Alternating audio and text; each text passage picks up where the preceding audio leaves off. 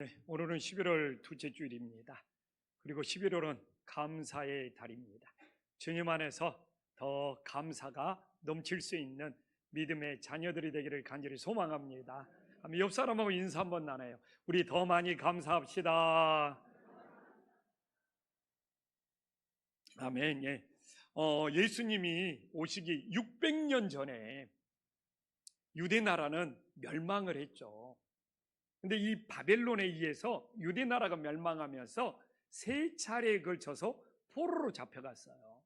우리가 성경을 보면서 구약 성경에서 유대 나라가 예수님이 오시기 600년 전에 멸망하고 바벨론에 세 차례에 걸쳐서 포로로 잡혀갔다는 것을 이해할 때 구약 성경을 하나님의 뜻대로 잘 알 수가 있어요. 그래서 제가 이야기했잖아요. 다니엘서 이야기하면서 1차 포로로 다니엘과 그 친구들이 제일 먼저 1차 포로로 잡혀갔죠. 그리고 오늘 본문에 나오는 에스겔이 2차 포로로 바벨론에 잡혀간 거예요. 근데 1차 포로로 잡혀간 이 다니엘은 이 바벨론에서 총리가 되고 좀 세상적으로 성공하면서 그걸 세상에서 성공을 자신을 위해서 쓰는 것이 아니라 포로로 잡혀온 유대 백성들을 지키고, 그리고 또 유대 백성들이 다시 포로에서 돌아갈 수 있도록 이 다니엘은 어떻게 보면 세상에서 너무너무 귀하게 쓰임받는 도구였어요. 근데 이제 2차 포로로 잡혀온 에스겔은 쓰임새가 달라요. 왜냐하면 전통적으로 유대인들은 하나님은 예루살렘 성전 안에 거하신다 이렇게 믿고 살았거든요. 근데 바벨론에 의해서 예루살렘 성전이 파괴가 됐잖아요. 그러니까 바벨론 포로에 잡혀온 유대인들은 의심병에 빠져버렸어요. 하나님이 어디 계시지?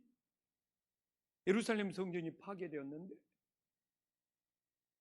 하나님은 살아계시지 않는가 보다, 이렇게 신앙의 밑바닥으로 추락했을 때 이 에스겔 선지자는 하나님의 살아계심을 보여주는, 어떻게 보면 신앙적으로 쓰임받는 그릇이었어요. 그래서 다니엘은 정말 세상에서 정말 성공해서 하나님의 그릇으로 쓰임받았다면, 또 에스겔은 의심에 빠진 유대 백성들의 신앙을 붙잡아준 그릇으로 쓰임받았어요. 자, 우리가 봤을 때 다니엘이 더 대단하게 쓰임받았습니까? 에스겔이 더 대단하게 쓰임받았습니까? 세상에서 성공한 다니엘도 하나님의 그릇이에요. 의심에 빠진 이스라엘 백성들의 신앙을 붙잡아준 에스겔도 하나님의 그릇으로 쓰임받는 거예요.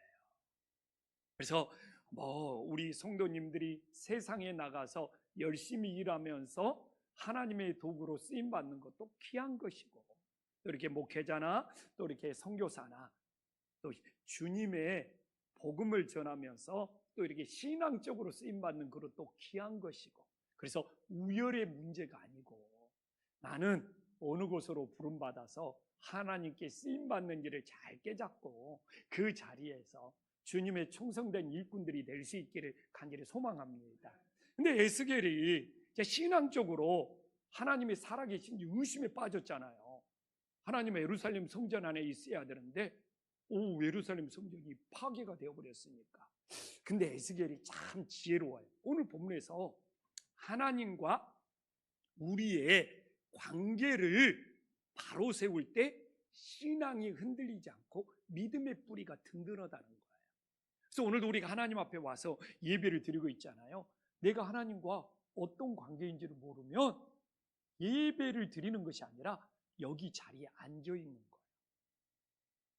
내가 하나님과 내가 어떤 관계인지를 알았을 때 나는 온전한 하나님의 예배자가 될 수 있어요. 그래서 에스겔은 주님은 선한 목자가 되고 우리는 양이 된다고 하면서 선한 목자 되신 주님과 양이 된 우리의 관계를 통해서 우리의 믿음을 붙잡아주고 있고 하나님의 사랑을 우리에게 전해주고 있는 거예요. 그래서 오늘 이 말씀을 통하여 정말 선한 목자 되신 주님과 양이 되는 우리들이 어떤 관계인지를 깨닫고 우리들의 삶에 적응하면서 우리의 믿음을 든든히 세울 수 있기를 간절히 소망합니다. 그래서 교회를 10년, 20년 다녀도 하나님과 내가 어떤 관계인지를 모르니까 믿음의 뿌리가 안 내리고 신앙이 안 자라는 거예요. 근데 교회를 얼마 안 다녀도 하나님과 내가 어떤 관계인지가 분명히 서면은 정말 우리의 믿음은 든든하게 세워짐을 믿으시기를 간절히 소망합니다. 그래서 이제 선한 목자 되신 주님과 양이 되는 우리의 관계를 통해서 에스겔은 우리의 믿음을 붙잡아주고 있는 거예요. 그러면 선한 목자가 양이 되는 우리를 어떻게 사랑하는지 11절부터 나오잖아요. 주 여호와께서 이같이 말씀하셨느니라. 나하고 내가 내 양을 찾고 찾되. 선한 목자는 잃어버린 양을 찾고 찾구나. 사실 에스겔 34장을 보면 가장 많이 나오는 단어가 뭔지 압니까? 양떼를 먹인다는 거예요. 막 에스겔 34장 막 1절부터 줄줄줄 읽어보면 양떼를 먹인다는 것이 제일 많이 나와. 그러나 오늘 11절부터 16절까지 오늘 본문에서는 찾고 찾는다는 단어가 제일 많이 나오고 있어요. 그런데 왜 선한 목자 되신 주님은 그냥 찾는다고 하면 되지 찾고 찾는다고 반복적으로 표현을 하고 있습니까? 이게 히브리식의 표현이에요. 이 찾고 찾는다는 것은 한번 찾다가 멈춰버리는 것이 아니라 끝까지 반드시 찾을 때까지 포기하지 않고 찾으시는 주님의 사랑이 됨을 믿으시기를 간절히 소망합니다. 그런데 이 찾고 찾는다는 것은 끝장을 봐야 돼. 그냥 한번 찾고 막 둘러보고 중간에 멈추는 것이 아니라 그 양을 반드시 찾아낼까지 포기하지 않고 끝까지 찾으시는 선한 목자의 사랑이 담겨져 있어요. 그러면 이 성경을 누가 제일 먼저 듣고 읽고 있겠습니까? 바벨론 포로 생활하는 이스라엘 백성이 이 성경 말씀을 제일 먼저 들었을 거 아닙니까?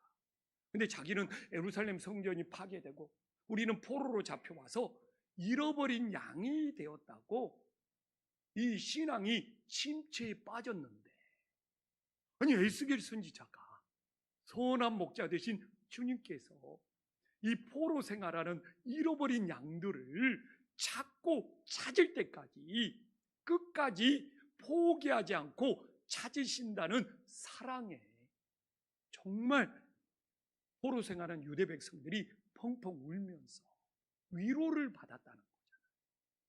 그런데 우리가 성경책을 볼 때 바로 우리가 성경을 보는 것도 중요하지만 이 성경 말씀이 기록되었을 때 제일 처음 누가 읽었을까 하면서 그 마음을 헤아리는 것이 성경을 마음으로 읽는 거예요. 우리가 출애굽기를 보면 이 출애굽기를 광야에서 나온 이스라엘 백성들이 처음 읽었을 거 아닙니까? 그들의 마음을 좀 느껴봐야 돼. 우리가 로마서를 보면 로마 교인들이 그 성경을 읽으면서 어떤 느낌이었을까? 오늘 이 에스겔을 보면서 바벨론 포로 생활하는 이스라엘 백성들이 이 말씀을 들었을 때 어떤 느낌이 되었을까? 포로 생활하면서 우리는 버림받았어, 잃어버린 양이라고 생각을 했는데 와, 찾고 찾으신다는 거예요. 응? 끝까지 반드시 찾아낼 때까지 우리 주님께서 우리를 포기하지 않는 사랑을 보여주고 있네. 정말 선한 목자의 포기하지 않는 사랑에 포로 생활하는 유대 백성들이 정말 위로받아서 그 눈물을 멈추지 못했다는 거잖아요. 이게 성경을 입체적으로 마음으로 느끼면서 보는 것입니다. 그래서 어떤 사람은 막 머리로만 열심히 읽는데 때로는 성경을 마음으로 느끼면서, 이게 오늘날도 이제 우리에게 다가오잖아요. 하나님은 이 선한 목자와 내가 양의 관계가 된다면 주님은 나에게 포기하지 않는 사랑을 보여줍니다. 얼마나 위로가 됩니까? 그리고 우리도 선한 목자를 본받아서 내 가족, 내 주변에 잃어버린 양들이 있다면 포기하지 않고 찾고 찾아낼 수 있는 선한 목자를 받을 수 있기를 간절히 소망합니다. 이렇게 마음으로 느끼니까 성경 말씀이 얼마나 따뜻합니까? 우리 옆 사람하고 따뜻한 말은 꼭 전해야죠. 선한 목자가 당신을 포기하지 않습니다. 예. 날씨도 추워지는데 이렇게 따뜻한 말로 서로를 위로해 줄 수 있기를 간절히 소망합니다.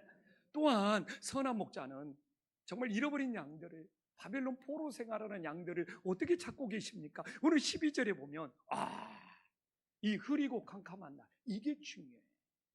이 광야에서는요, 광야잖아요. 흐리고 캄캄하면 양들은 다 죽어요. 길을 잃어버리고 낭떠러지에 떨어. 그 지형이 그래요. 거기는 절벽도 많고 낭떠러지도 많고 계곡도 많기 때문에 흐리고 캄캄한 날이면 양들은 시력이 안 좋아요. 양들은 청각이 엄청 뛰어난데 양들은 시력이 거의 제로에 가깝습니다. 그래서 목자의 음성, 청각에 의지해서 다니는 것이 양의 양이요. 근데 흐리고 캄캄한 날, 이 양들은 죽을 수밖에 없어요. 근데 문제는 뭐냐? 목자들도, 이 고용된 목자들도 이 광야에서 흐리고 캄캄한 날이 왔는데 이 대낮에도 이런 일이 생기나 봐요. 양들을 찾으러 간다, 목숨을 걸어요. 앞이 보이지 않으니까 낭떠러지나 어디 계곡이나 아니면 맹수에 공격을 받아서 고용된 목자의 목숨을 잃어버릴 수가 있어요. 그래서 그냥 흐리고 캄캄한 날에 양들을 잃어버렸으면 이 싹군 고용된 목자들은 자기 목숨이 중요하기 때문에 찾지를 않아요. 아니, 내가 살고 봐야지. 근데 선한 목자 대신 주님은 자신의 생명을 걸고서라도 흐리고 캄캄한 날, 이 고난의 시절에 흩어진 양을 찾는 놀라운 사랑을 보여주고 있음을 믿으시기를 간절히 소망합니다. 그래서 우리가 이 성경을 처음 읽는 우리 포로 생활하는 이 유대 백성들, 지금 고향을 떠나서 포로로 잡혀와서 타향살이 오고 있는 것이 고난의 시절을 보내는 흐리고 캄캄한 날이 되지 않겠습니까? 오늘도 정말 세상에 힘들고 지치고 어려워서 이 고난의 시절을 보내고 있는 우리 성도님들은 흐리고 캄캄한 날을 보내고 있는 거예요.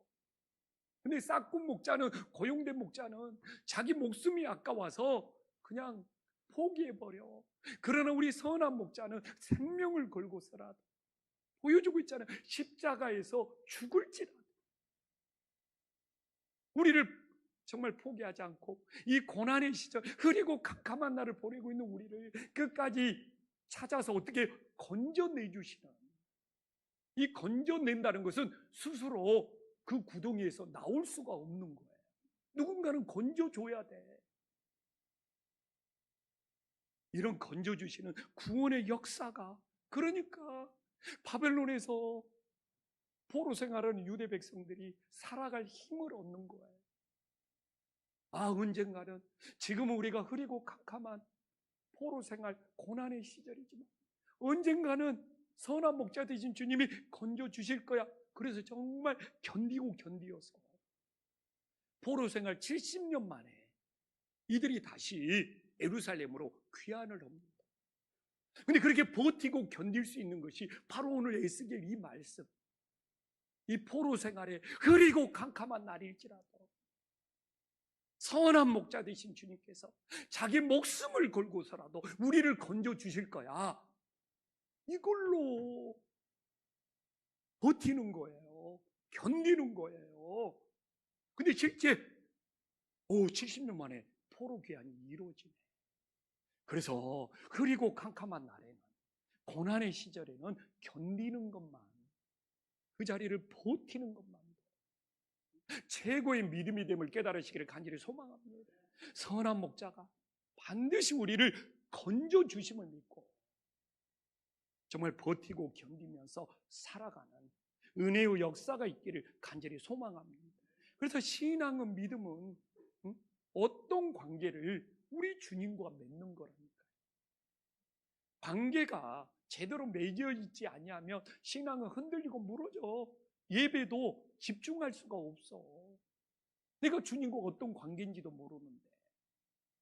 근데 이렇게 주님과 내가 선한 목자와 양의 관계고, 내가 흐리고 캄캄한 고난의 시절을 보낼지라도 이렇게 주님께서 목숨을 걸고서라도 나를 반드시 건져주신다 했을 때, 오늘 이 예배는 사랑의 예배, 감사의 예배가 됨을 믿으시기를 간절히 소망합니다. 또한 이 선한 목자가 우리를 어떻게 인도하고 계십니까?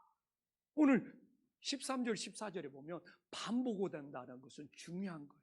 이스라엘 산 위에, 그 우리를 이스라엘 높은 산에, 이게 바로 이스라엘은 산 위에 구릉지가 있고 넓은 목초지가 있는가 봐요. 그리고 가장 안전한 장소고, 거기서 좋은 꼴, 살찐 꼴을 먹는다고 나와 있잖아요. 제가 한번 질문 한번 해볼게요.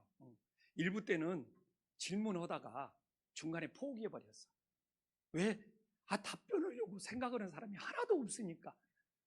이렇게 질문을 딱 하니까 일부 때는 어떤 느낌이 들었냐면, 목사님 혼자 떠드세요, 이런 느낌이 드는 거예요. 그리고 중간에 멈춰버렸어.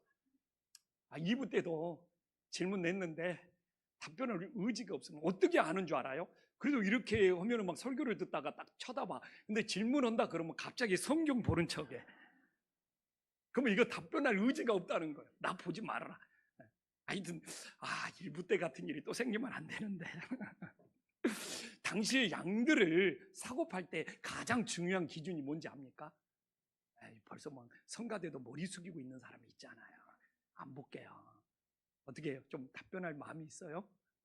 당시에 양들을 사고 팔 때 값이 제일 많이 나가는 양이 어떤 양들인 줄 아닙니까? 평소에 안 보던 성경책 열심히 보는 척 하지 마시고. 어떤 게? 안 들려.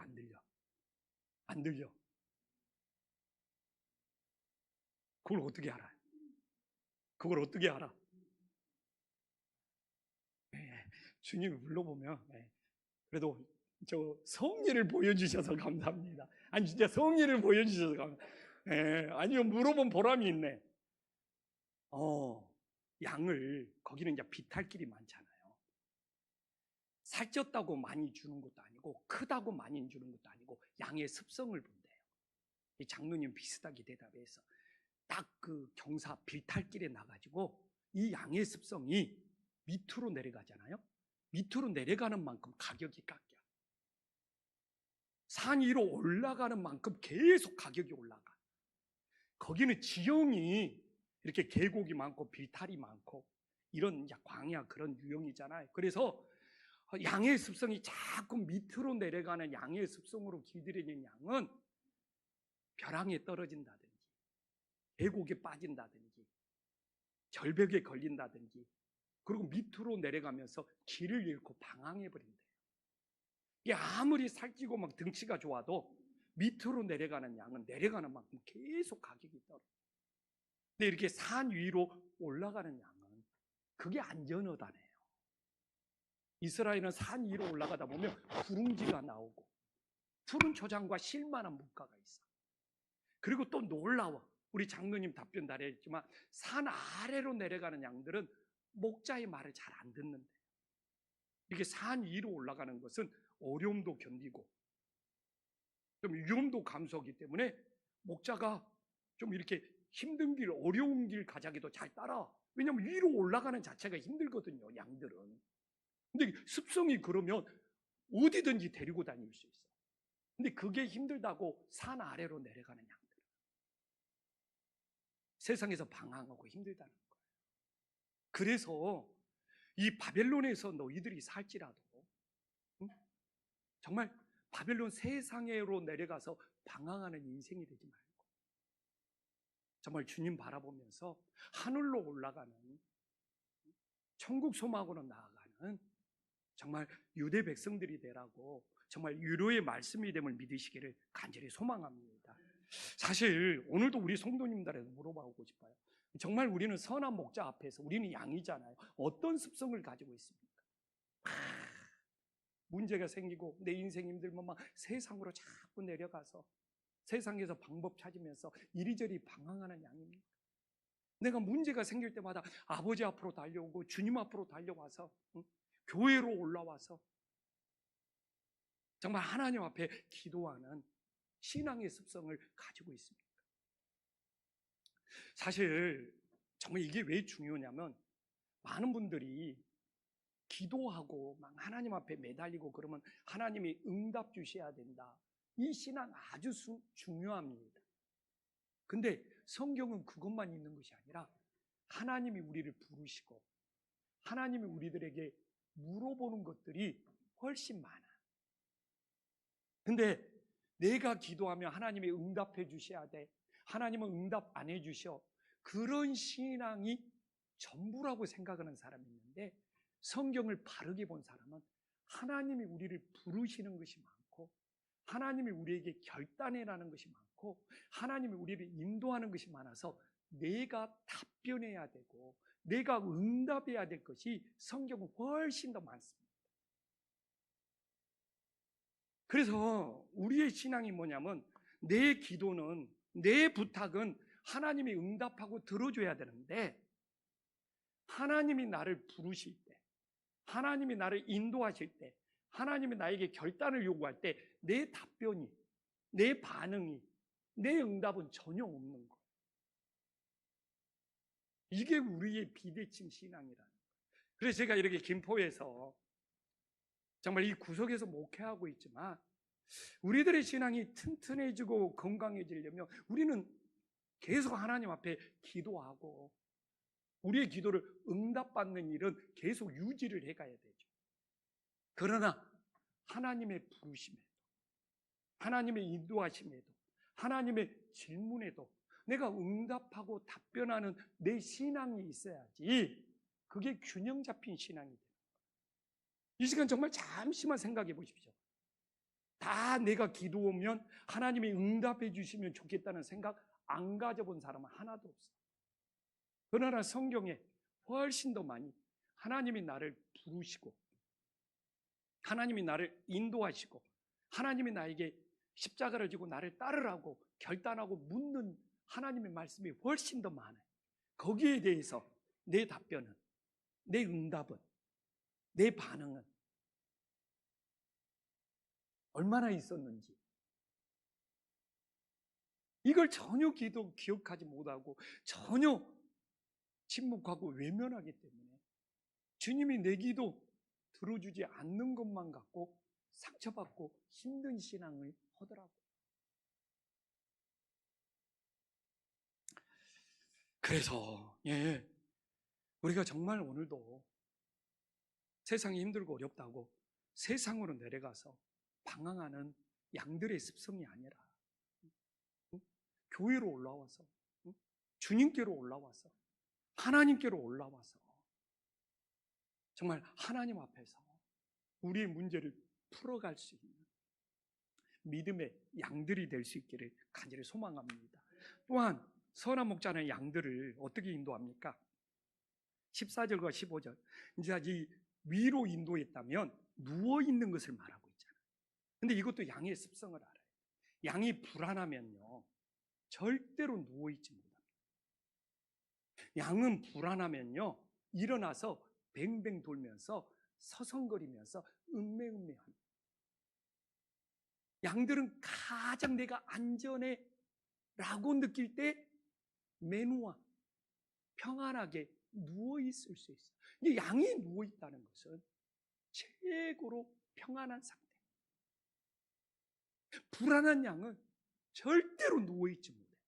다 일어나서 막 서성거리면서 음매하면서 막 서로 막 부딪히고 혼란이 일어나요.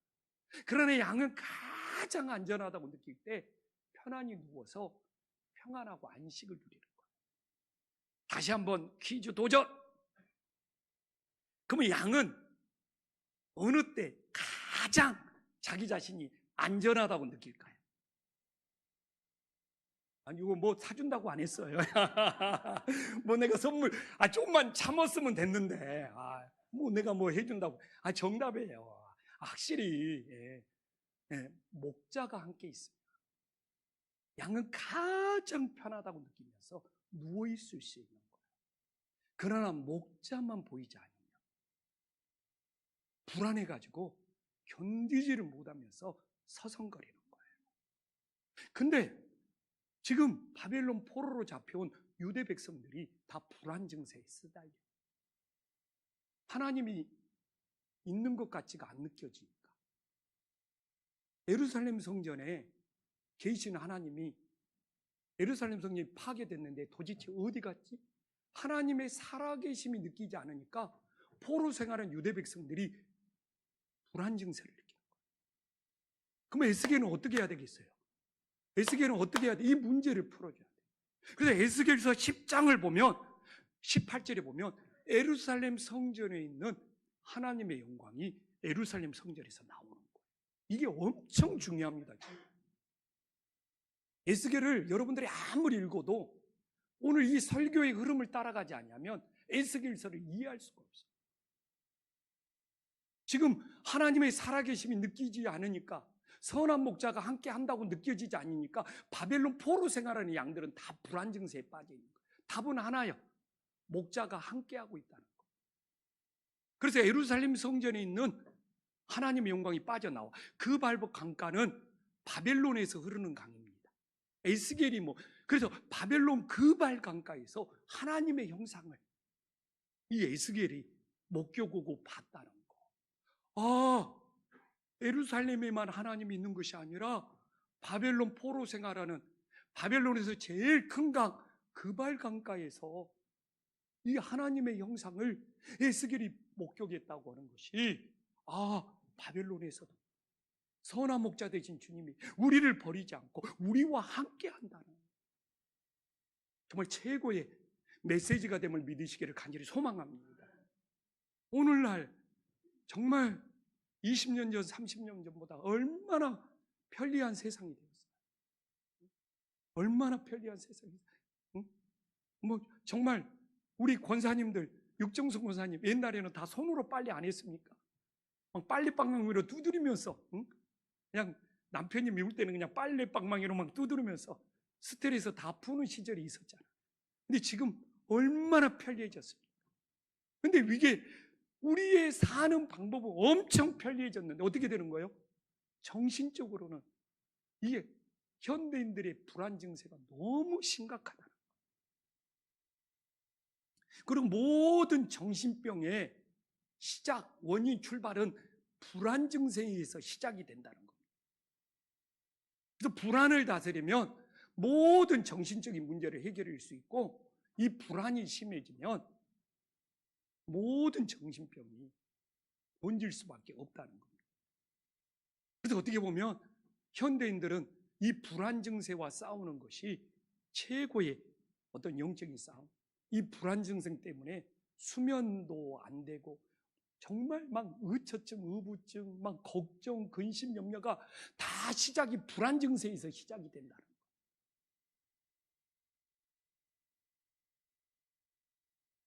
그렇기 때문에 세상은 편리해지고 있지만 현대인들의 불안 증세가 심각해지기 때문에 세상에 아무리 AI, 첨단 과학기술이 발달할지라도 이 신앙이라는 거, 이 종교라는 거, 이 영적이라는 것은 사라질 수가 없는 거예요.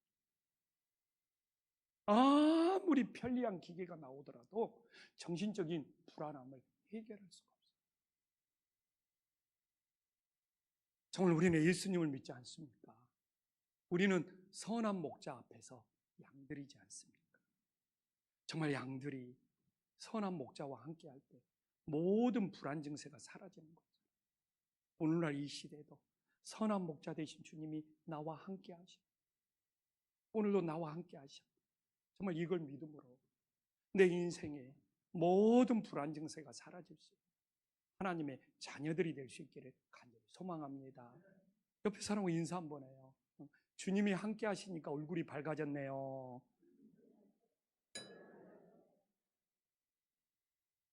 그래도 인상 쓰고 있으면 답이 없습니다. 네. 그러면 어떻게 이제 선한 목자가 양들을 사랑하는지 우리가 이제 마지막 결론으로 살펴봐야죠. 오늘 두 부류로 16절에서 나누고 있잖아요. 두 부류로 잃어버린 자, 쫓긴 자, 상한 자, 병든 자. 여기에게는 사랑을 베풀어. 근데 살찐 자와 강한 자는 없애는 것으로 심판을 해요. 그래서 왜 살찐 자와 강한 자를 심판을 하지? 나 같으면 이 양들이 더 비쌀 것 같은데. 근데 주님은 분명히 이야기하잖아요. 이 살찐 자가 히브리어로 샤멘, 소유에 집착한다. 이 막 소유를 많이 가진 자기의 소유로 살짝한다는 거예요. 그래서 샤멘, 살찐 자는 소유에 집착. 이제 이 소유를 많이 가진 것이 그들은 하나님이 되는 거예요.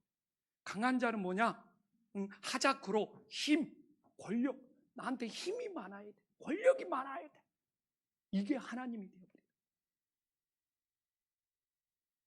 그래서 사실 당시의 세상의 방법은 제가 이야기했잖아요. 잃어버린 양, 쫓기는 양, 상한 양, 병든 양 캄캄하고 그리면 버려두고 간다고. 그러면 어떻게 합니까? 버려진 양들은 맹수의 밥이 되거나 어떻게 돼요? 굶어 죽어. 근데 하나님의 방법은 살찐 자고 강한 양을 없애고 오히려 잃어버린 양, 쫓긴 양, 상한 양, 병든 양을 사랑으로 돌봐. 왜? 살찐 양은 소유에 집착, 소유로서 자기를 과시해.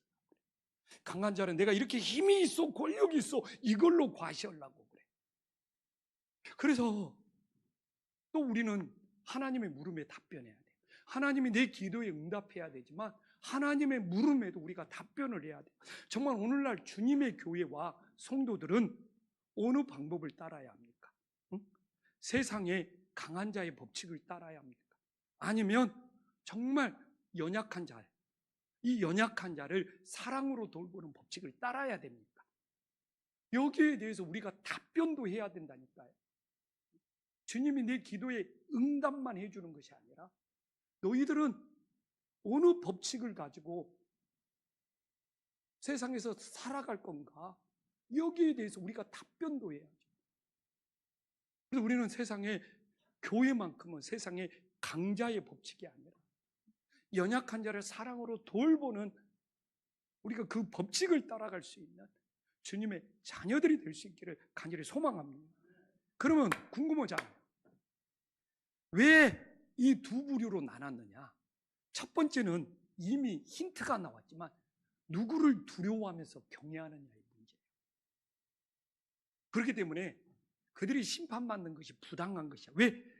강한 자나 살찐 자는 절대로 주님을 두려워하거나 경외하지 않습니다. 소유를 잃어버릴까 봐 두려워. 내 힘을 빼앗길까 봐 두려워하지 주님을 경외하거나 두려워하지 않습니다. 그러나 연약한 자들은 주님을 두려워하기 때문에 그 하나님을 경외할 수밖에 없어요. 그래서 오늘날 신앙생활에서 주님을 향한 두려움, 그건 다 경외함으로 연결되거든요. 내 믿음을 지키는 최고의 고백이 됨을 믿으시기를 간절히 소망합니다. 지난주 시찰의 수련회 가서 시찰의 목사님들과 교제를 나누는데 정말 느끼는 것, 많은 이야기들을 듣잖아요. 정말 주님을 향한 두려움이 없으면 타락할 수밖에 없고요. 주님에 대한 두려움이 없으면 내 믿음을 지킬 수가 없고요. 주님에 대한 두려움이 없으면 죄에 빠질 수밖에 없고요. 주님에 대한 두려움이 강하고 그 두려움을 하나님을 경외하기 때문에 내 믿음을 지키는 거예요. 유혹을 이길 수 있는 거예요. 오늘도 우리 성도님들이 주님에 대한 두려움이 없으면 온전한 예배자가 될 수 없어요. 이 자리에 앉아 있을 수 있죠. 주님에 대한 두려움이 있기 때문에 주님을 경외하면서 예배하고 세상에 살면서도 주님에 대한 두려움이 있기 때문에 죄악을 멈출 수 있어요. 시찰의 목사님들과 교제를 나누면서 우리 같은 목사들이 목회의 여정 속에서 주님에 대한 두려움이 희미해져 버립니다. 타락한 목사가 될 수밖에. 정말 성도님들도 교회에서는 주님을 향한 두려움으로 하나님을 경외하며 예배자가 되지만 세상에 나가서도 주님을 향한 두려움으로 모든 유혹과 시험을 물리칠 수 있는 믿음의 자녀들이 되기를 간절히 소망합니다. 또 하나의 기준은 누굽니까? 누구의 힘을 의지하느냐? 제가 이야기했잖아요. 강한 자는 주님을 의지 않고 자신의 힘으로 살아가죠. 진짜. 그러나 연약한 자는 주님을 의지해야지만이 건진받을 수 있어. 주님을 의지해야지만이 구원받을 수가 있어. 여기서 뭐 강한 자다, 뭐 살찐 자다, 이게 문제가 아니라 누구를 두려워하느냐, 누구를 의지하느냐, 이게 더 중요한 문제. 그러니까 오늘 우리들이 주님을 두려워할 수 있고 주님을 의지할 수 있다면 우리는 연약한 양이 되어서 선한 목자 되신 주님과 함께 하심을 믿으시기를 간절히 소망합니다. 근데 이렇게 연약한 자가 주님을 의지해야지 건진받을 수 있다는 것이 내 목회에 너무 위로가 되는 거예요. 제가 정말 23년 전에 개척해서 지금까지 목회하면서 너무 제일 많이 드는 감정이 내가 연약해서, 내가 부족해서 내 힘으로 목회를 감당할 수 없다는 것이 제일 많이 찾아요. 목사님, 전 연약해요. 전 부족해요. 내 힘으로 목회할 수 없어요. 이 고백을 제일 많이 했던 거예요. 응? 정말 23년 동안 한 해도 안 빠지고 새벽마다 주님 앞에 투정 벌였던 거예요. 주님, 저 연약하고 저 부족해서 아이고, 내 힘으로 목회를 감당하기 힘들어요. 근데 그럴 때마다 엎드려 기도하면서 주님을 의지하면 주님이 내가 예상치 못한 방법으로 피할 길을 주셔. 그래서 뭐 이거 해결해 주세요, 저거 해결해 주세요, 그렇지 않아. 그냥 엎드려 기도하면서 주님밖에 없다고 주님을 의지하면 내가 생각지도 못했는데 주님이 피할 길을 주셔. 매년. 그리고 결국 11월 달이 되면 감사가 넘쳐.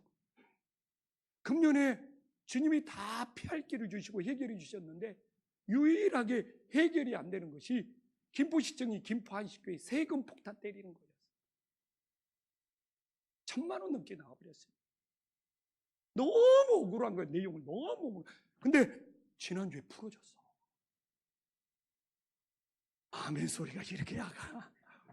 아니, 세금 안 내게 다 풀어줬다는데. 네. 놀라워. 난 진짜 돈의 문제가 아니라 우리 교회가 정직했는데 난 억울한 것이 교회가 뭐 잘못된 방법을 사용하고 뭐 그렇게 판결을 받아가지고 김포한신교회가 이미지가 훼손되고 하나님의 영광이 가린 것이 저는 새벽마다 더 억울하다고 생각을 했어요. 우리 김포한식교회 세금 낼 돈이 있습니다. 근데 왜 우리 한식교회가 막 다른 목적으로 사용하고 막 왜 신고한 대로 우리 김포한식교회가 그렇게 사용하지 않았기 때문에 추징까지 받아야 된다는, 그게 그렇게. 그래서 그 공무원들이 교회를 얼마나 우습게 생각하겠어요. 그리고 지난주에 나는 돈보다도 하나님 앞에 나는 정직했는데 왜 거짓으로 속여서 사용한 자가 되었느냐, 그 억울함이 더 속상한 거예요. 그래서 공무원한테 내가, 저는 돈의 문제가 아니고 그래도 하나님의 교회인데, 주님의 교회인데 우리는 정직하게 신고해서 그 용도로 사용했는데 왜 다른 용도로 사용했다고 이렇게 세금을 추징당한, 그게 억울해서 이렇게 마지막으로 전화 걸었다.